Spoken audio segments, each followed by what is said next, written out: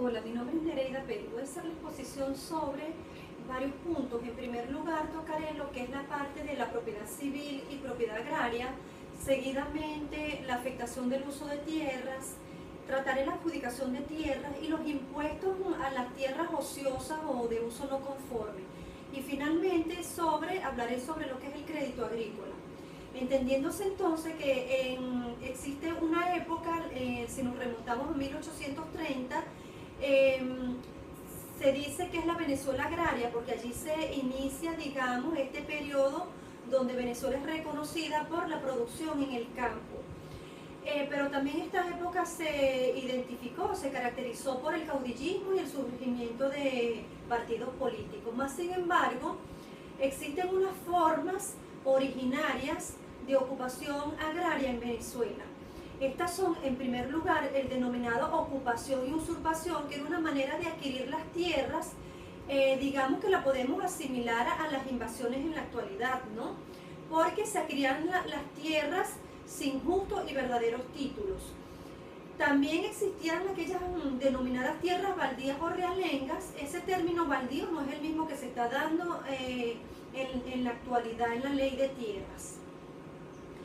Las figuras básicamente es las composiciones. Esas composiciones se daban a cabo porque eran un instrumento jurídico que vino más bien a legalizar lo que eran esas ocupaciones de tierras baldías o realengas. Es decir, vino básicamente a institucionalizar esa forma de adquisición de tierras para la época. Seguidamente podríamos hablar de lo que es el resguardo de los indígenas, una figura también que se creó y venía básicamente otorgada o digamos más bien que destinadas a proteger las tierras de los indígenas.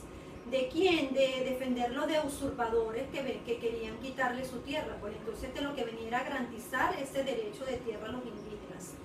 Otra figura es la denominada haberes militares, que se inició con un decreto de Simón Bolívar, quien adjudicaba tierras, digamos, a favor de los miembros del ejército. Y esta figura básicamente lo que hacía era darle un reconocimiento a esos militares, atribuyéndole o entregándoles tierras. Y posteriormente una figura llamada enajenación de tierras baldías, que los tuvo consagrada en la ley de tierra de 1821, que tenía como único fin el traspaso de la propiedad a particulares, eliminándose ese método de composición que les indicaba anteriormente y que exigía el registro de títulos de esas tierras.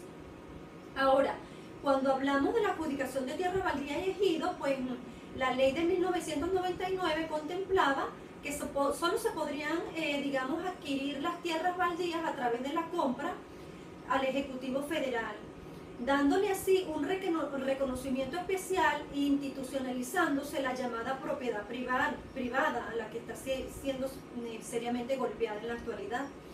Esta propiedad, digamos, propiedad privada está consagrada en el artículo 117 de la Constitución, y que más adelante veremos cómo la ley de tierra está violentando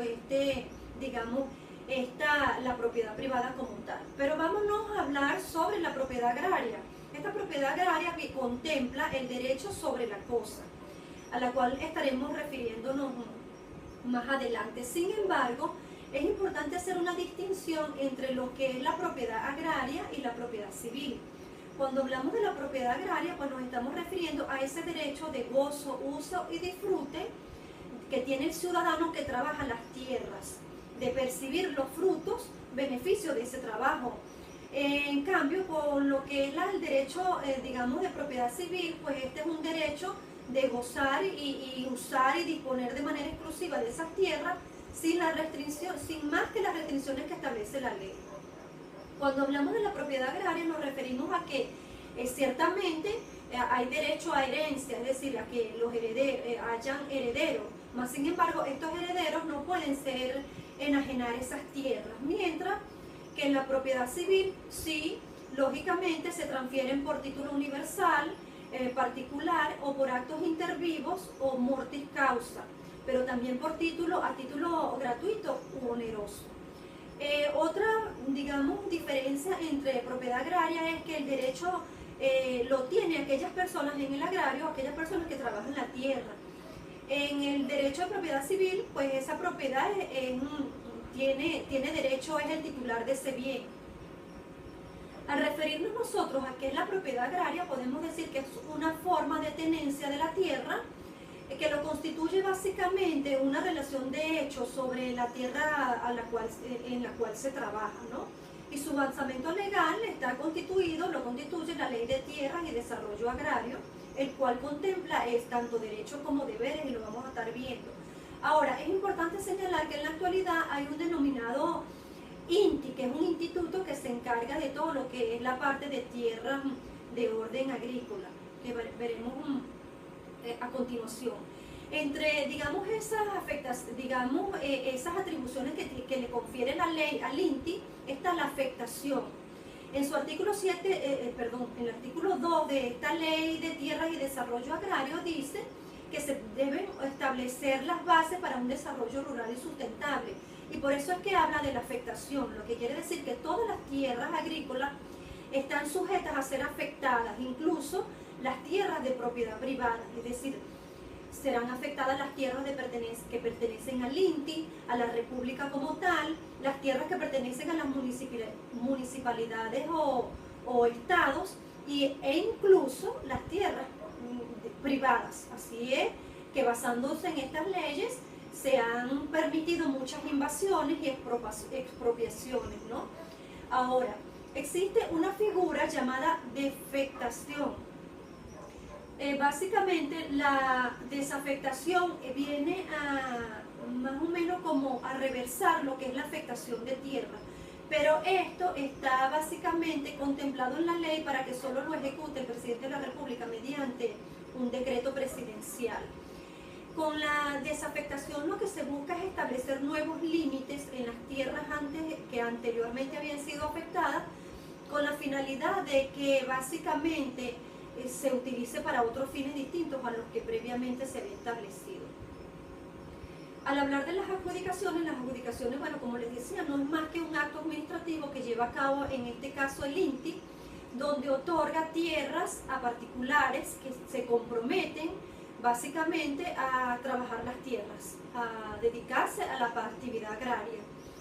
Para que sean adjudicados, estas personas tienen que cumplir ciertos requisitos, entre los cuales podemos mencionar, en primer lugar, que estas personas no pueden poseer tierras, no pueden ser propietarios de tierra, es decir, deben carecer de tierras para poder ser adjudicados, y tienen que tener un compromiso de que se van a dedicar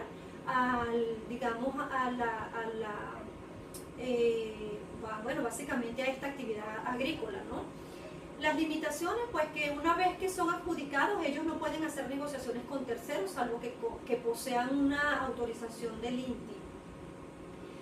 Los sujetos que pueden ser adjudicados son clasificados como sujetos preferenciales y sujetos no preferenciales. Cuando hablamos de los sujetos no preferenciales, nos estamos refiriendo a todas aquellas personas que se dedican a la actividad agropecuaria como una actividad principal para el trabajo en las tierras, y esto está contemplado en el artículo 2 y 13 de la Ley de Tierras, y estas personas tienen que tener nacionalidad venezolana, es decir, podrán haber extranjeros que se dediquen o se comprometan a trabajar las tierras, pero estos no tendrán derecho a que se les adjudique terreno alguno.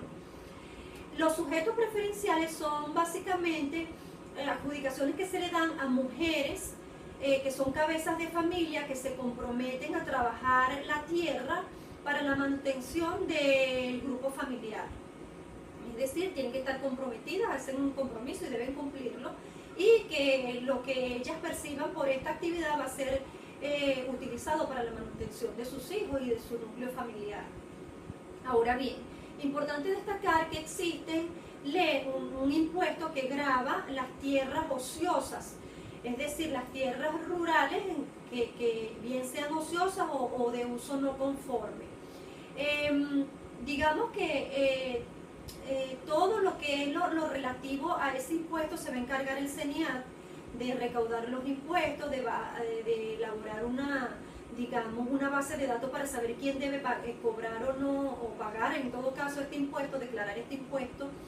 Y existen ciertas excepciones, a saber, están exentos de este tipo de impuestos a aquellos agricultores que posean menos de 15 hectáreas de terreno. También aquellos que no usen mano de obra de manera permanente y que sus ingresos sean menores a 1.400 unidades tributarias. Importante destacar que aquellos propietarios de tierras rurales que estén ubicadas en zonas que han sido afectadas por catástrofes naturales también van a ser exentas siempre y cuando así lo establezca en decreto presidencial el Ejecutivo, el presidente en todo caso. Y todas las disposiciones en cuanto a la base, secciones, exentos, tipos de sujetos que deban pagar estos impuestos, bueno, como les decía, están claramente identificadas en la ley. Cuando hablamos básicamente, y para finalizar, vamos a tocar lo que es lo relativo al crédito agrícola. El crédito agrícola no es más que, digamos, toda una serie de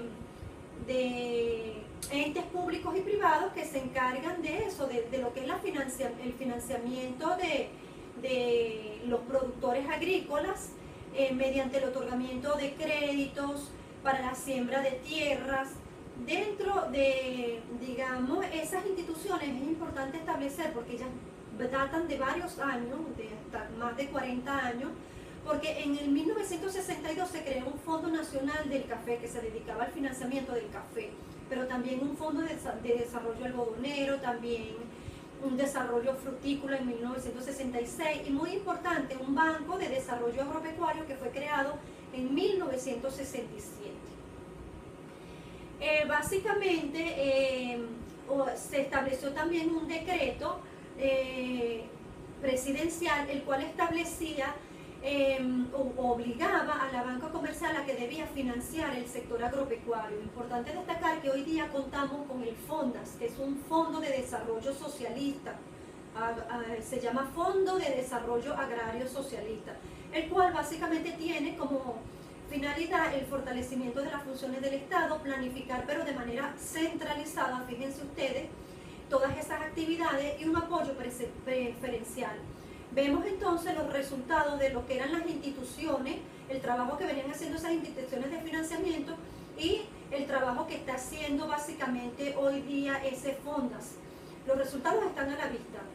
Tendríamos solamente que evaluar cómo está el campo en nuestro país, cómo está el otorgamiento de crédito para la parte de agropecuaria o agrícola y cómo está la agricultura en nuestro país en este tiempo. Muchísimas gracias por su atención.